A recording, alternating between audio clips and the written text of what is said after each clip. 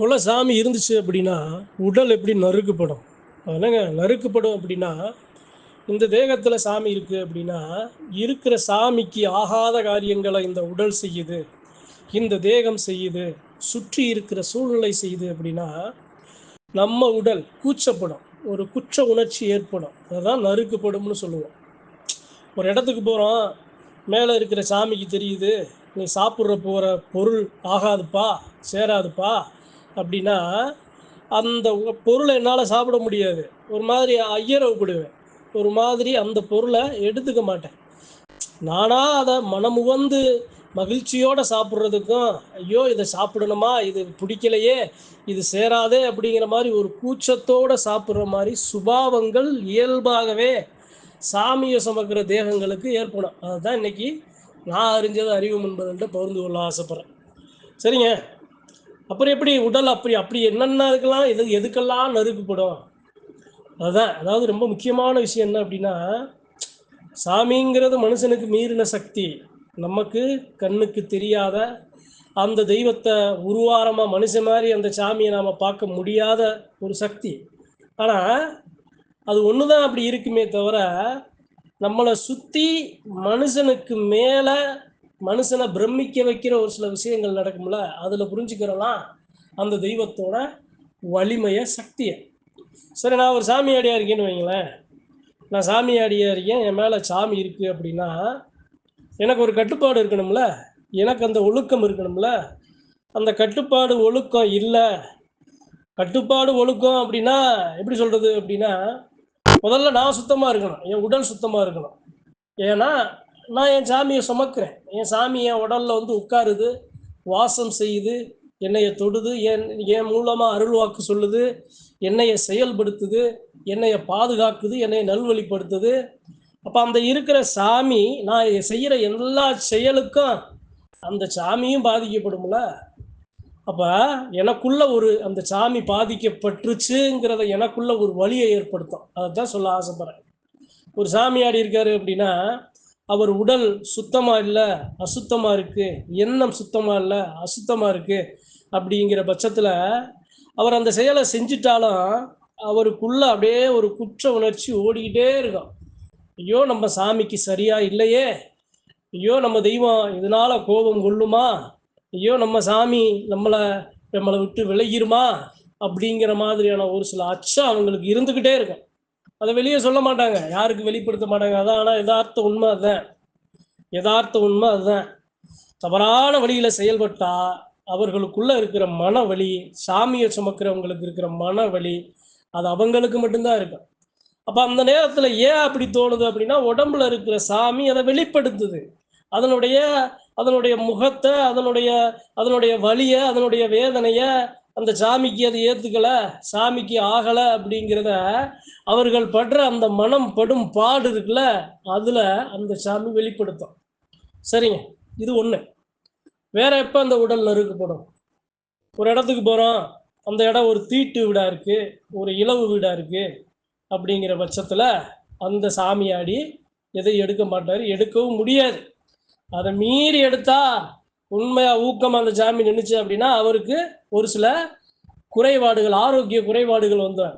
ஒரு தலைவலி வரும், காய்ச்சல் வரும், வயிற்றுப்போக்கு வரும், உடல் கடுமையாக வலி இருக்கும், ஒரு மாதிரியாக உளவியலாக ஒரு கோபமான ஒரு சீற்றத்தோட ஒரு நிலையிலேயே இருப்பாங்க. இதெல்லாம் உடலில் அந்த சாமி ஏற்படுத்தி கொடுத்துரும். படுக்கையாக அப்படியே இருப்பாங்க, அவங்களால மீண்டு வர முடியாது. அந்த உடம்புல ஏற்றுக்கிட்ட அந்த ஆகாரம் உடலை விட்டு வெளியேற வரைக்கும் அந்த அந்த அந்த ஒரு வலி இருக்கும்.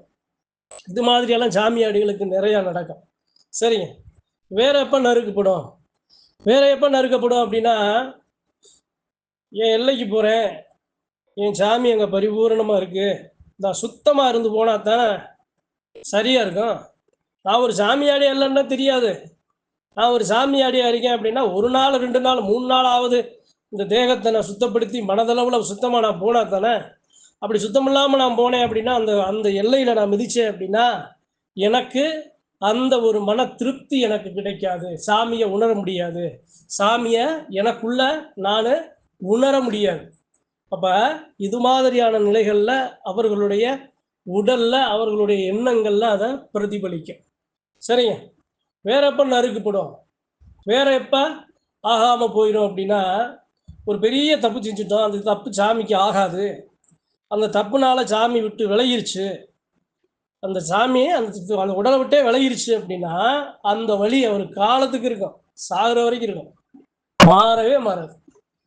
உண்மையான சாமி ஆடுறதுக்கும் சாமி வரல சும்மா நான் பொய்யா ஆடுறதுக்கு நிறைய வித்தியாசம் இருக்குல்ல. அவர் அந்த இடத்துல பொய்யா தான் ஆட முடியும் தவிர சாமி அவர் மேல நிற்காது.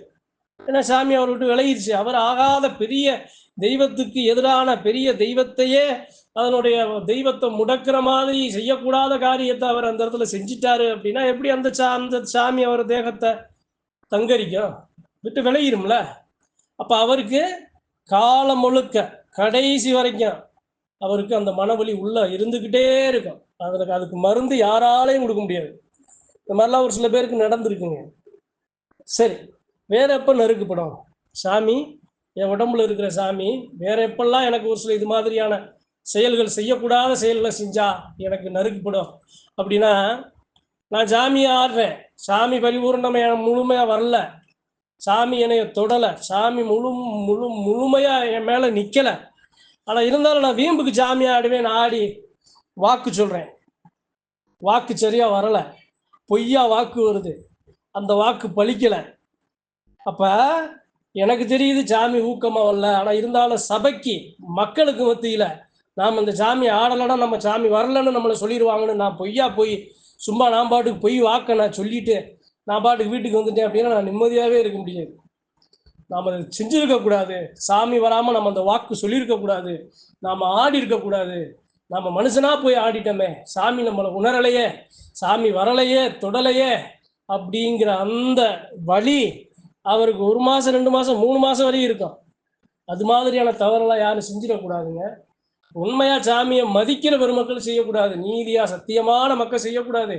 சாமி வந்தா ஆடட்டும், பேசட்டும், வாக்கு சொல்லட்டும், இல்லையா கையெடுத்து கும்பிட்டு வீட்டுக்கு வாங்க, வேற யார் ஆடுனாலும் அதை பத்தி கவலைப்படாதீங்க. சரிங்க. வேற வேற எது மாதிரியான செயல்கள், ஒரு வீடு இருக்கு அப்படின்னா அந்த ஒரு வீட்டில் சாமி ஆடி இருக்காங்க, அந்த குடும்பம் இருக்கு அப்படின்னா அந்த குடும்பத்தில் 10 பேர் இருக்காங்க அப்படின்னா அந்த 10 பேர்ல ஒரு 2-3 பேர் சரியில்லாம தவறாக அந்த ஒரு வீட்டில் ஒரு சில விஷயங்களை, சாமிக்கு ஆகாத விஷயங்களை செஞ்சுட்டாங்க அப்படின்னா அந்த வீட்டில் மற்ற 2 சாமியாடி 3 சாமியாடி இல்லை ஒரு சாமியாடி இருந்தாங்கன்னா அந்த சாமியாடி அது பாதிக்கும். காரணமே தெரியாதவங்களுக்கு ஏன் ஆச்சு எதுக்கு ஆச்சு, ஆனால் காரணம் இதுவாக தான் இருக்கும். குடும்பத்தில் 10 பேரில் இது மாதிரி சரியா இல்லைங்கிறதான் காரணமாக இருக்கு, ஆனால் அவங்க அந்த இடத்துல பாதிக்கப்படுவாங்க. சாமியாடிகளுக்கு நல்லா தானப்பா இருக்கும், ஏப்பா திடீர்னு இப்படி ஆச்சு அப்படின்னு அவங்களுக்குள்ளேயே ஒரு சில குழப்பங்கள் இருக்கும். காரணம் இதுவாக தான் இருக்கும், அவங்களுக்கு தெரியாமல் இருக்கணும். அந்த சாமிக்கு சேராதனால அந்த ஒவ்வாமையை அந்த சாமியாடிகளுக்கு வெளிப்படுத்தும். சரிங்க. இது இல்லாமல் வேற எது மாதிரி, அப்போ இது மாதிரியான விஷயங்கள் எல்லாத்துலேயும் சாப்பிட்ற பொருள்ல இருந்து நாம் எப்படி நடக்கிறோம் செயல்படுறோம் நாம் என்ன செய்கிறோம் எல்லாத்தையும் ஒன்னொன்னா உங்கள் சாமி உங்களை வழி நடத்துதுங்கிறத சத்தியமான உண்மை. சாமி ஆடிட்டீங்க அப்படின்னா இந்த உடம்பும் உங்களுக்கானது மட்டும் அல்ல, அந்த தெய்வத்துக்குமானது, அந்த எல்லைக்குமானது, அந்த எல்லைக்கு பாத்தியப்பட்ட மக்களுக்குமானது. நீங்கள் பொதுவான ஒரு ஒரு ஒரு பொருளாக ஒரு சக்தியாக நீங்கள் மாறிட்டீங்கன்னு தான் அர்த்தம். உண்மையா ஊக்கமா 100க்கு 100% சாமியை சுமக்கிற பெருமக்களுக்கு சொல்கிறேன். அப்போ நீங்கள் எப்படி இருக்கணும், தராசு மாதிரி இருக்கணும். நீங்கள் உங்களுக்கு ஒரு ஆள் நீங்கள் வலிமை குறையிறது, நீங்கள் ஒரு ஆள் செய்கிற தப்பு எல்லாத்தையுமே பாதிக்கும், சாமியை பாதிக்கும். அந்த சாமியை பாதிச்சுன்னா அந்த சாமியை காத்து நிற்கிற மக்களை பாதிக்கும், அந்த எல்லையை பாதிக்கும். இது மாதிரி நிறைய விஷயங்கள் நீங்கள் சரியா இல்லை அப்படின்னா உங்களுக்கு மட்டுமே அதனுடைய ஒரு சில பேர் சொல்லுவாங்க, என்னப்பா நான் தானே இருக்கேன், சாமி அங்கே தானே இருக்கு, சாமி கோவிலில் தானே இருக்கு, எனக்கு என்னப்பா ஆக போகுது, நான் தானே எனக்கு தானே நான் தனிப்பட்டு தானே செய்கிறேன், கோவிலுக்கு போனால் நான் சுத்தமாக இருக்கேன்ல அப்படின்லாம் நினைப்பாங்க. அப்படிலாம் இல்லை. அந்த சாமி யாரை தொட்டுச்சோ அந்த சாமி ஆடிய ஏன்னா அவனுடைய வாகனம் அவனுடைய நிழலாத்தான் காலத்துக்கு இருக்கும், கடைசி வரைக்கும் இருக்கும், கடைசி வரைக்கும் கொண்டு செலுத்தும். அப்போ நீங்கள் என்ன செயல் செஞ்சாலும் அந்த சாமிக்கு நீங்கள் பதில் சொல்லணும். அந்த சாமி உங்களை நல்வழிப்படுத்தவும் செய்யும், அதே சமயம் உங்களுக்கு தவறுகளில் உங்களை பாதுகாக்கவும் செய்யும். உங்களுக்கு குற்ற உணர்ச்சியை கொடுத்து அந்த தவறை மறுபடியும் செய்யாமல் உங்களை நல்வழி வழி வலிமை வழிமுறைப்படுத்தவும் செய்யும். அதனால அறிவோம் என்பவர்களுக்கு சொல்றேன், சாமியாடியோர் மக்களுக்கு சொல்றேன், இது மாதிரியான ஒவ்வாம உடல் நறுக்குப்படுறது காரணங்கள் இதுவாக தான் இருக்கும்னு. நன்றி, வணக்கம். மற்றும் ஒரு பதிவில் சந்திப்போம்.